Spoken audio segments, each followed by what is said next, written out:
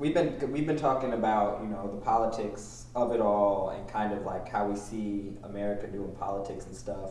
But I did want to kind of bring our Christian worldview into the fold, right?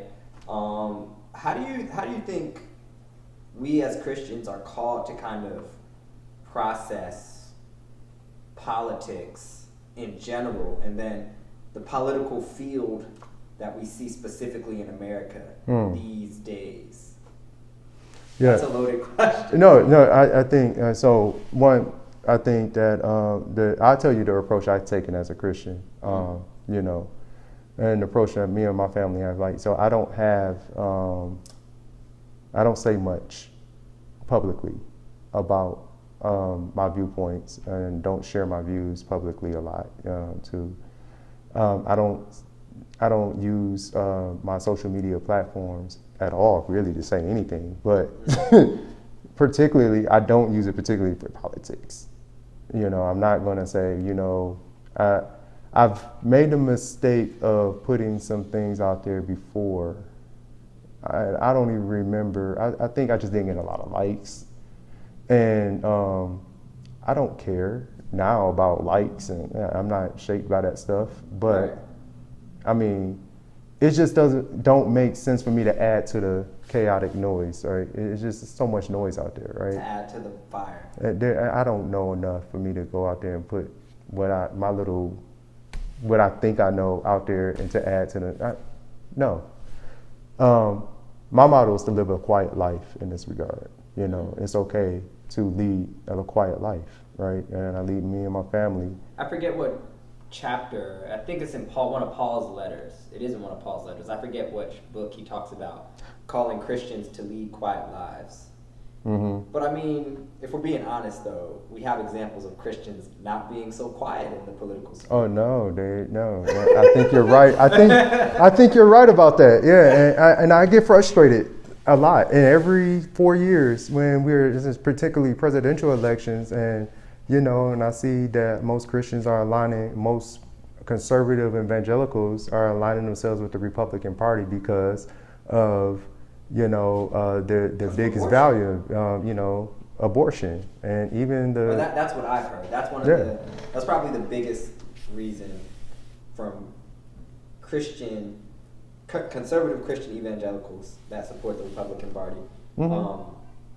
And it transcends like race, so it's not just white people. It's blacks, it's Hispanics, it's Asians. I've kind of had the opportunity to talk to, and like I kind of hear them articulate their views, and like that's probably one of the biggest ones. Mm-hmm. So I think that has made it very impossible for you to be pro-life and like, okay, let abortion happen. Right. It makes that very impossible. And if I was to say that, I would have something to say with quite a question my Christianity on the basis of the fact that I am pro-life. I have 6 children. We would not dare on one principle, thou shalt not kill, right? And that is like we were told to be fruitful and multiply, right? And so my wife and I did have our children, and some of them my wife came to me with one of them and told me that she was pregnant, and I just lost my job. What am I gonna do with another kid, right? But it not ever crossed my mind. It has never crossed my mind to, pursue something like that. However, and it's like, but I still have a very core belief of like, okay, well, we live in a society that says that people are free to kind of do what they please, and That's we can. America's like chief marketing kind of thing outside. And so if you have freedom to do whatever you want, yes, say whatever you want, to include freedom of religion, and it was, I think, set in place so that we can worship freely, right? But not to impose religious values on those who are not going to worship the God, true God that we get to worship in this country. And that was and I feel like that was to protect us to be able to worship God. But there's not everybody. Is that we still have our neighbors and they're going to do their thing, and it's like, okay, can I live with abortions being conducted safely, and is that still killing to me? Yes and yes, right? And I think it's sad, and I don't think that I'm like, my pro-lifeness is not to say, yeah, go legislate and start cancel and start making outlawing abortion. Right. My pro-life don't say that. Right. You know, that's just one example that it makes it very really fleshed out issue. Yes, like where yes. Christians go to bat over. And because I have that, I don't say that. I mean, it's on there now, it's out there, but you know, and that wasn't even as radical as kind of. I mean, you said you're pro-life. Yeah. Yeah, so I mean, so even when being pro-life and being in the pro-life movement, and the pro-life movement, I think is more political than just like having a personal conviction that I will not go and do this and carry this out. And it is the Bible that tells me that I should not. Like first of all, I'm not a woman. Right. We're gonna make that thing clear, right? I would never be pregnant, and I would never have to be faced with that decision, right? And so. Again, I do believe, like, you know, I would be upset if my wife had made that decision. Being a woman, I would be hurt. I would be devastated. But again, the choice there that I believe that is on the woman is like, I can speak for my wife when I say this. I don't think she would, and I think my wife is she's stronger pro-life than I am. You know.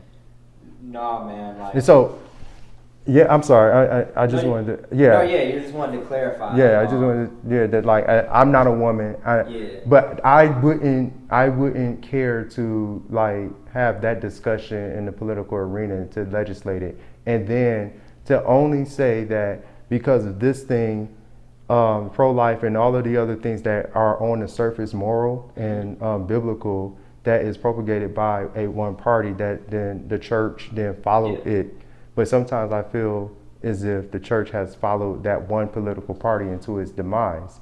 The church not in itself is not in demise, but I think that is often conflated with evangelicals being Republican, and therefore the issues that of racism and of unjust just being just unloving to people, and having laws that don't consider the social welfare of others that are less fortunate.